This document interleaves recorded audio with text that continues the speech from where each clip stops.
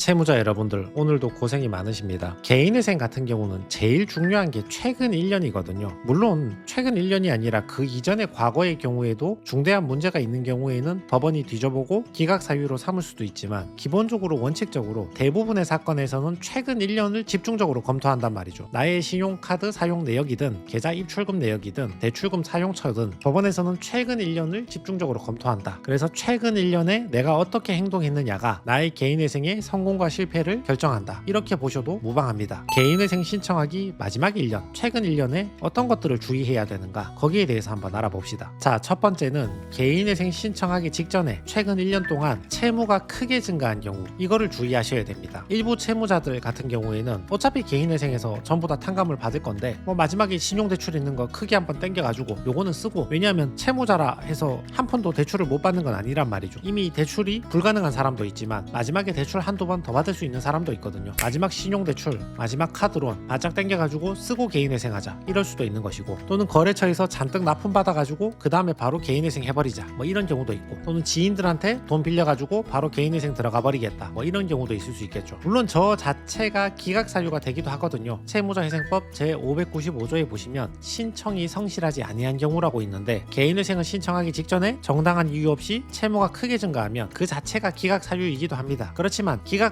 내리지 않는다 하더라도 내가 최근에 대출받은 금액들 중에 정당한 사용처가 없다면 사용처를 소명시켜보고 정당한 사유를 소명하지 못한다면 청산가치에 반영해버리거든요. 청산가치에 반영한다는 말은 그만큼 변제금을 더 내란 말입니다. 근데 채무자는 소득에 한계가 있기 때문에 변제금을 무한정 올릴 수가 없는 거죠. 그래서 굉장히 힘든 상황이 발생할 수 있습니다. 그리고 이 개인회생과 별개로 특히 개인 채권자, 지인, 직장 동료, 친구 같은 경우에는 너 내일 모레 개인회생 신청할 거면서 변제할 능력도 없으면서 나한테 돈 왜 빌려갔나, 이걸 이유로 사기죄로 고소할 수도 있거든요. 그러면 개인회생뿐만 아니라 형사사건까지 문제가 될 수 있고, 형사사건에서 유죄가 나온다면 비면책이 될 수도 있기 때문에 굉장히 주의를 하셔야 됩니다. 예를 들어서 내가 재산이 3,600만 원 있으면 이게 청산가치가 되겠죠. 이거 이상 변제를 해야 되는데 3,600만 원을 36개월 변제 기간 내에 다 갚아야 되니까 한 달에 100만 원 이상 변제해야 되는 거죠. 근데 재산이 3,600만 원 있는데 최근 대출을 3,600을 땡긴 겁니다. 개인회생 신청하기 직전에 마지막 대출 다 땡겨 써야지. 근데 정당한 사용처를 소명을 못하면 이 3,600이 전부 다 청산가치에 반영이 되거든요. 기존 채무 갚았다 이러면 문제가 없는데, 가족들한테 편파적으로 변제를 했다든지 누구 줬다든지 사채 탕진했다든지 이런 경우에는 7,200 전부가 청산가치가 반영이 되어서 7,200 이상 변제를 해야 되니까 변제기간 36개월 나눠보면 한 달에 200 이상 변제해야 되는 거죠. 변제금이 굉장히 커지게 됩니다. 실제로 이런 식으로 보정 권고가 나오거든요. 최근 1년 내에 대출금에 대해서 어디에 사용했는지 사용처를 이렇게 소명해보라. 대출일자, 대출금액 적고 이거 어디에 사용했는지 금액별로 분류를 해서 얼마씩 썼는지를 전부 다 소명을 해야 됩니다. 그래서 기존 채무를 갚았다 이러면 청산가치에 반영하지 않지만, 소명 못하겠다 이런 경우에는 청산가치에 반영을 하게 되고, 친구한테 그 돈 줬다, 아들한테 그 돈 줬다 이런 경우도 청산가치에 반영을 해야 됩니다. 두 번째 주의사항은 개인회생 신청하기 직전에 1년 동안 친인척에게 편파 변제한 경우에 이것도 문제가 될 수 있습니다. 채무자들께서 하시는 주장은 진짜 빌렸다니까요, 나 진짜 빌려서 내 지인한테 갚아준 겁니다, 이렇게 설명을 하시는데, 법원에서 궁금한 거는 진짜 빌린 거는 알겠다 이 말이야. 진짜 빌린 건 알겠는데 왜 그 사람한테만 갚았냐 이 말이죠. 개인회생을 신청하기 전에 마지막 재산이 3천만 원이 있었는데 왜 나의 배우자한테만 갚았냐고, 왜 나의 친구한테만 갚아줬냐고요. 은행권 안 갚았잖아. 저렇게 개인회생을 신청하기 직전에 나의 지인들, 친인척한테 편파 변제하는 것이 그 자체로서 기각 사유가 되는 것은 물론이고, 근데 법원에서 한 번에 기각을 시키기보다는 일단은 청산가치에 반영해서 변제금을 높여보라고 하거든요. 변제금을 높이면 통과는 시켜주니까. 그렇지만 채무자 입장에서는 변제금이 높아지는 큰 부담을 져야 하는 거죠. 그리고 개인회생하고 별개로 개인회생을 신청하지 않았다고 하더라도 내가 가지고 있는 자동차, 부동산, 예적금 이런 거액의 재산을 나의 가족들에게 이전했다, 그걸 그냥 증여를 했든 아니면 기존에 빌린 게 있어서 변제를 했든 간에 아무튼 이런 식으로 이전이 되면 특정 채권자한테만 우선적으로 이익을 준 걸로 봐서 다른 채권자들이 사회행위 취소 소송을 할 수가 있거든요. 내가 개인회생을 안 해도 이 소송을 당할 수가 있습니다. 그래서 변제 능력이 없어질수록, 채무 초과가 될수록 내 주변 사람들에게 편파 변제는 하면 안 되는구나, 주의를 해주셔야 됩니다. 법원의 보정 권고를 보시면 개인 채무 변제 청산가치에 반영하시기 바랍니다. 개인 채무 변제는 당연히 물어보는 거죠. 도박하고 유흥비 바로 다음으로 개인 채무 변제를 물어봅니다. 채무가 없다는 게 아니라 변제인 건 알겠다고, 근데 왜 그 사람한테만 갚았냐, 심지어는 왜 그 사람한테만 갚았냐 내용을 묻기도 전에 그냥 친인척이나 친구나 개인한테 변제한 거는 그냥 무조건 청산가치에 반영하겠다, 이런 의지까지가 보이는 거죠. 또 다른 보정 보전 공고인데 개인 채무 변제는 청산가치에 반영하겠다. 법원은 기본적으로 은행 아닌 개인한테 변제한 거는 청산가치에 반영하려는 태도가 강합니다. 세 번째는 개인회생 신청 직전에 재산을 이전한 것도 크게 문제가 될 수 있습니다. 채무가 생기니까 내가 어디서 듣던 바에 따르면 강제 집행이 된다고 하던데, 뭐 경매가 되고 빨간 딱지가 붙는다고 하던데, 이거 이대로 들고 있을 수는 없다. 내 부동산 배우자한테 명의 이전하고, 자동차는 아버지한테 명의 이전하고, 보험은 자식한테 명의 이전하고, 예적금은 출금해서 친구한테 잠깐 맡겨놓겠다. 이런 식으로 재산을 이전하면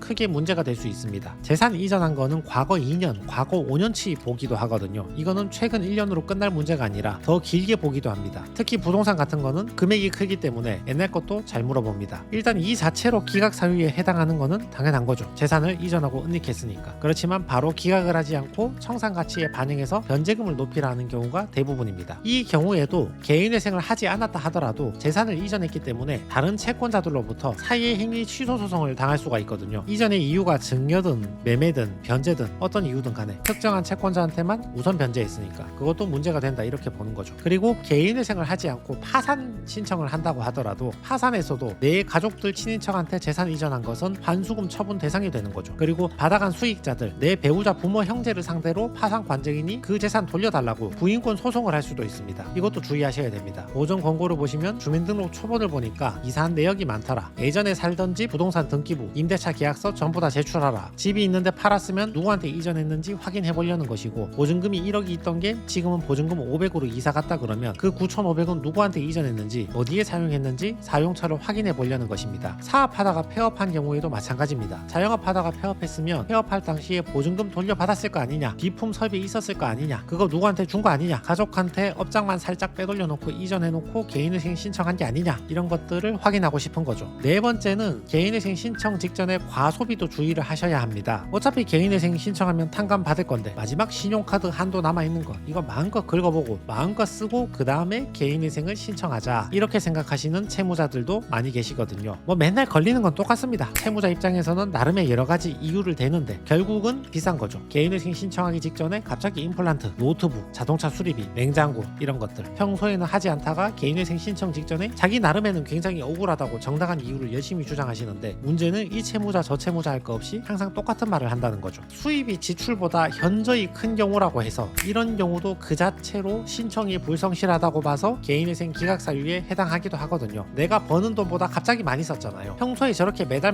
쓴 게 아니고 내가 버리는 300밖에 안 되는데 갑자기 개인회생 신청하기 직전에 1,000만 원 쓴 거야. 지출 자체가 과다하잖아요. 그러니까 그 자체로 기각할 수도 있고, 기각하지 않고 법원이 봐준다고 하더라도 청산가치에 반영해서 변제금이 높아지는 불이익을 겪을 수가 있습니다. 보전 공고 보시면 최근 1년간 카드 거래 내역서를 전부 다 제출을 하라. 지나친 낭비, 예를 들면 명품이나 고가의 물건을 쇼핑했다든지 성형수술 목적의 의료비를 지출했다든지 이런 것들은 청산가치에 반영을 하겠다. 자, 다섯 번째, 현금 출금도 주의를 하셔야 합니다. 채무자들이 그렇게 생각하시거든요. 아니 이거 내가 좀 사업해봐서 아는데 이 현금으로 쓰면 기록이 안 남는다. 세무서도 현금으로 사용한 건 잘 모르더라. 이렇게 생각하시면서 현금으로 출금해서 그 돈을 쓰시는 분이 있거든요. 채무자 입장에서는 기록 안 남기면 모르겠지, 현금으로 써야지, 이렇게 생각하시지만 법원 입장에서는 답답할 게 하나도 없다니까요. 너가 소명해라. 채무자가 소명하세요. 어디 썼는지. 소명 책임이 채무자한테 전가된다고요. 그러니까 내가 현금을 쓴 거를 어디에 썼다고 정당한 사유를 전부 다 소명을 하면 문제가 없지. 그러면 개인회생을 통과할 수 있는데, 소명을 못한다면 청산가치에 전부 반영이 돼가지고 변제금이 높아진다고요. 근데 현금으로 쓰고 다녔는데 매번 영수증을 받거나 매번 현금 수령 확인증을 받지 못했을 거잖아요. 그러면 채무자 입장에서는 소명하기 너무 힘들다니까요. 그러면 그 불이익을 온전히 채무자가 지게 되는 겁니다. 특히 카드깡이나 휴대폰 소액 결제깡 하시는 분들 있죠. 어떤 업체에서 결제해서 그 업체에서 돈을 다시 돌려받아가지고 쓰시는 분들, 대출은 이미 막혔고 근데 카드는 살아있으니까 소액 대출은 되니까 이런 식으로 우회적으로 대출 비슷하게 사용하는 거죠. 근데 돌려받을 때 현금으로 받거나 뭐 좀 이상한 느낌이 있으니까 계좌로 받은 다음에 현금으로 출금한 다음에 썼다, 이러면 자기가 잘 소명하면 되는데 소명 못하면 청산가치에 반영되는 불리함을 겪을 수 있다, 이런 얘기입니다. 자 보세요. 은행하고 증권사에서 발행한 최근 1년간 예금 증권 거래 내역서 전부 다 제출해라. 그런 다음에 사용처가 불분명한 금액은 현금으로 출금해서 썼는데 사용처 설명하기 힘들다면 그러면 청산가치에 반영해라. 자 그래서 개인회생 신청하기 직전에 마지막 1년 무엇을 주의해야 하는가? 신청 직전에 정당한 사유 없이 채무가 크게 증가하면 안 됩니다. 기존 채무 돌려막기는 가능하지만 신청 직전에 친인척에게 과도한 변제를 해서도 안 됩니다. 신청 직전에 주변 사람들한테 나의 재산을 부동산, 자동차, 보험, 예금, 적금, 재산을 이전해도 안 됩니다. 신청 직전에 내가 버는 것보다 지출이 과다하게 큰 거, 과소비도 안 됩니다. 신청 직전에 현금 출금하는 거, 현금 출금한 것도 채무자가 소명 책임이 있으니까 위험할 수 있습니다.